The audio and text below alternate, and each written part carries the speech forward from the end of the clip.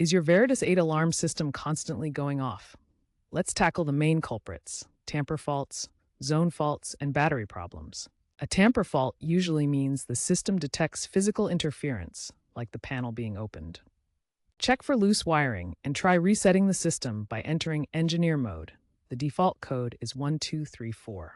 Zone faults happen when a sensor loses connection or detects something unusual. Inspect sensor batteries and wiring, especially in outdoor zones. Finally, battery faults occur when the backup battery is low. Replace it with a compatible model like the Veritas VB12 and ensure it's charging correctly. A recent firmware patch, version 8.2.1, released in July 2025, improves battery monitoring, so make sure your system is up to date.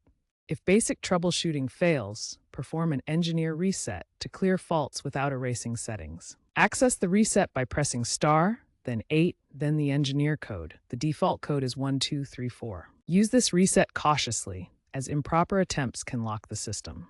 Always start with diagnostics first. Enter the panel menu by pressing star, then 6 for status. Check error codes like E01 for tamper faults. Review the event history for patterns.